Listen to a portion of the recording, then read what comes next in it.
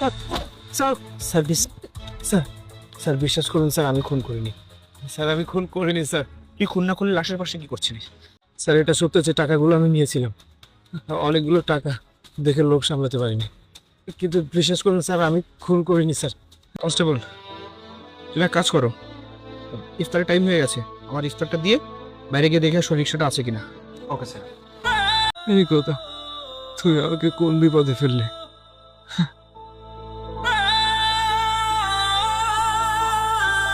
Okay sir. Sir আমাকে একটু পানি দিতে বলবেন? না, আমি রোজা। তোর মতো একটা খুনি রোজা রেখেছে, আর সেটাও আমাকে বিশ্বাস করতে হবে? স্যার বিশ্বাস করেন স্যার, আমি সত্যি বলছি, আমি রোজা।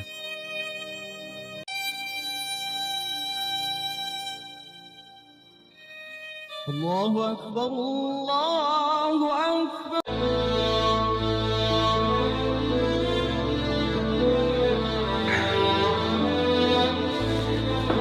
তাহলে তুই লোকটাকে কেন খুন করলি? স্যার বিশ্বাস করেন স্যার, আমি খুনটা করিনি স্যার। আচ্ছা, আমি কিছু তুই তার কাছ থেকে এমনি এমনি টাকা নিবি? স্যার আমি আসলে নিজেকে সামলাতে পারিনি, রাত পোহালে ঈদ, আমার পকেটে একটা টাকাও নেই স্যার। বেরোচ্ছে।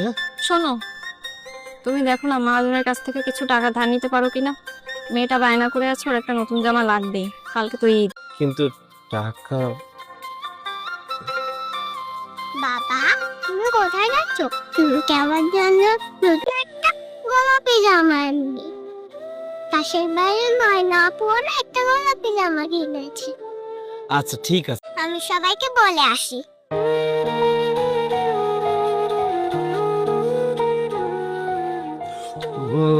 না, অনেকদিন গরুর গোস্ত দিয়ে ভাত খাই না, আর ভাবি তো বলেছিল তুই একদিন আমাকে গরুর গোস্ত দিয়ে ভাত।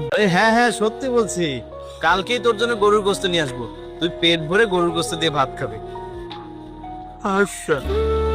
আমার তো সবকিছুই আছে, তুমি যদি পারো মেয়ের জন্য একটা জামা আর ভাইয়ের জন্য একটু গরুর গোস্ত এনো। আমি জানি তোমার কাছে টাকা নেই, তবুও একটু চেষ্টা করে দেখো। তোকে শাড়ি নিয়ে আসবো, আসি।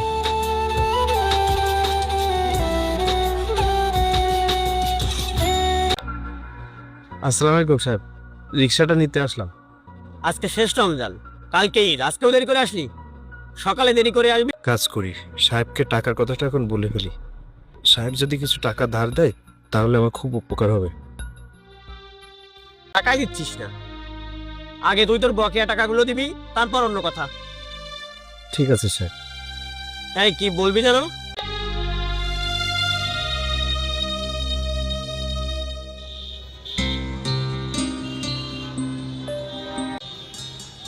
হ্যাঁ আসবো আসবো, ঠিকঠাক সময় পৌঁছে যাবো বাড়ি।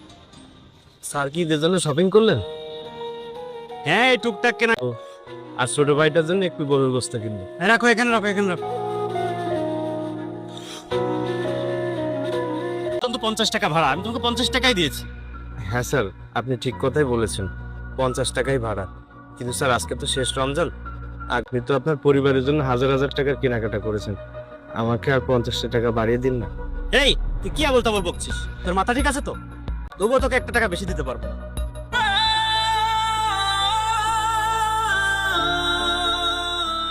আল্লাহ।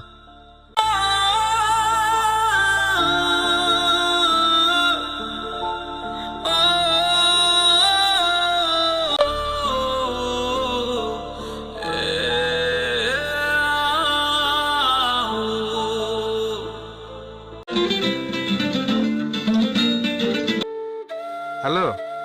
হ্যালো, শোনো না, তুমি কি রিক্সা চালাও? লাল শাড়ি আছে, পাশের বাড়ির ভাবি না নীল কালারের জামা বানিয়েছে। তুমি এক কাজ করো, তুমি আমার জন্য একটা নীল শাড়ি নিয়ে এসো। আচ্ছা ঠিক আছে, তাহলে তুমি রিক্সা চালাও, আমি রাখছি। আচ্ছা ঠিক আছে।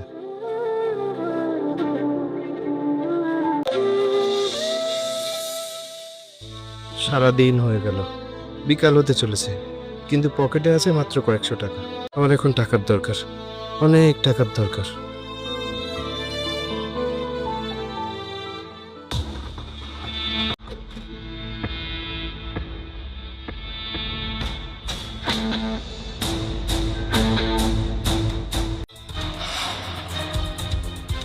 এতগুলো টাকা আমি কি টাকাগুলো নিয়ে চলে যাব? আমার টাকাগুলো খুবই দরকার। আশেপাশে কেউ নেই, কাজ করি, এগুলো নিয়ে আমি চলে যাই। স্যার, তুই খুন করেছিস কি করিসনি সেটা তো থানায় গেলে প্রমাণ হবে। Constable, arrest him. Sir sir sir বিশ্বাস করুন স্যার, আমি তারপরে তো আপনারা আমাকে এখানে ধরে নিয়ে আসলেন। আচ্ছা, তুই এই যেগুলো বললি এগুলো কি আদৌ সত্যি? স্যার, আমি যা যা বলেছি একদম সত্য বলেছি, আমি কোনো মিথ্যা কথা বলিনি স্যার। স্যার স্যার আপনি একটা কাজ করতে পারেন। ওই যে স্যার আমি কি করেছি স্যার, দয়া করে আমাকে এখন ছেড়ে দিন না। আমার বাড়ির সবাই আমার জন্য অপেক্ষা করছে স্যার। না না, আমি এই মুহূর্তে তোকে ছাড়তে পারবো না।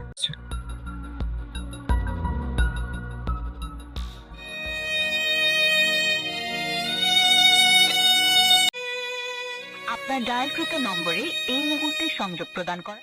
চাচু জানো আমার বাবা আমার জন্য চাচু আমি দেখে আসি বাবা এসেছে কিনা। আচ্ছা আচ্ছা ঠিক আছে মা।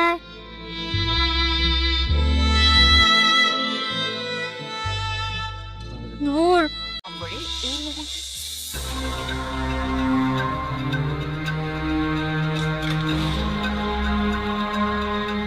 ও সত্যি কথা বলছে নাকি বাঁচার জন্য নাটক সাজিয়েছে? না স্যার, ও আসলে কোনটা করেনি। ও সত্যি কথা, কিন্তু লোকজন আসতে দেখে টাকা না নিয়ে পালিয়েছে। আচ্ছা ঠিক আছে, তুমি যাও। আর শোনো, সিসিটিভি ফুটেজগুলো কালেক্ট করে মার্ডার কেসটা ফাইল করো। আমাকে ছেড়ে দিন না স্যার, আমার বাড়িতে বউ বাচ্চা বসে আমার জন্য অপেক্ষা করছে স্যার। হ্যাঁ বুঝলাম যে তুই নির্দোষ, কিন্তু এই মুহূর্তে তোকে আজকে ছেড়ে দিন না স্যার, দয়া করুন স্যার। দেখ, আমি যেটা বলছি সেটা শোন, আজকে রাতটা এখানে কাটা, কালকে সকাল হলেই তোকে ছেড়ে দেবো। আসলে হয়েছে কি, যে মার্ডার থাক স্যার।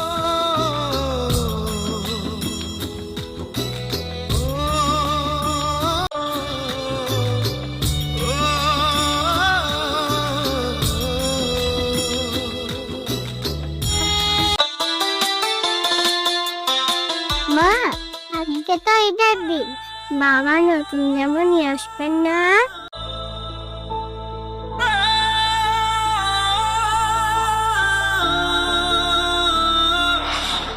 কেন, কি হয়েছে তোমার? সারা রাত আমি থানায় ছিলাম, একটা সমস্যার কারণে পুলিশ আমাকে ধরে নিয়ে গিয়েছিল। আমি খুন করিনি, তাই আমাকে ছেড়ে দিয়েছে। বাবা আজকে তো ঈদের দিন, তুমি নতুন জামা এনেছো? আচ্ছা, আমি কিন্তু আর কিছুতে ভাত খাবো না, গরুর গাছ থেকে ভাত খাবো। বুঝতে পারিনি, আমি একজন ব্যর্থ মানুষ, আমি একজন ব্যর্থ বাবা, আমি একজন ব্যর্থ স্বামী, একজন ব্যর্থ ভাই। আমি কে বলেছে ঈদ তোমাদের জন্য না? ঈদ ধনী গরিব সবার জন্য সমান। স্যার আপনি এখানে সবকিছু, তার মানেটা হলো আমি এসেছি তোমাদের জন্য কিছু ঈদের উপহার নিয়ে। এ নাও, এটা তোমার মেয়ের জন্য গোলাপি জামা। বাবা আমি নতুন জামাটা পরে আসি।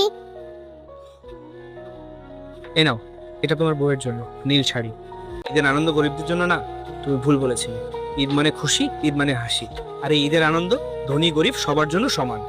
স্যার তুমি ভুল করতে পারো, তাই বলে তো আমি ভুল করতে পারি না। এ দেখো না, ঈদের দিন তোর বাড়িতে চলে এসেছি। আর হ্যাঁ, তুমি একটা কাজ করো, টাকাটা রাখো আর দেখা উচিত। আপনাদেরকে অসংখ্য ধন্যবাদ, আমি আসলে ভাষায় প্রকাশ করতে পারবো না। আমি খুশি, ঈদ মানে আনন্দ। ঈদের আনন্দ তো তখনই পূর্ণতা পায় যখন শুধু ধনীদের ঘরে না, গরিবদের ঘরেরও প্রতিটা মানুষের মুখ। দেখো চাচু আমাকে নতুন জামা কিনে দিয়েছেন। হ্যাঁ মা, তোকে একদম পরীর মতো লাগছে। চাচু তোমাকে তো নিয়ে এসেছি। আজকে তো ঈদের দিন, সবাইকে ঈদ মোবারক। ঈদ মোবারক।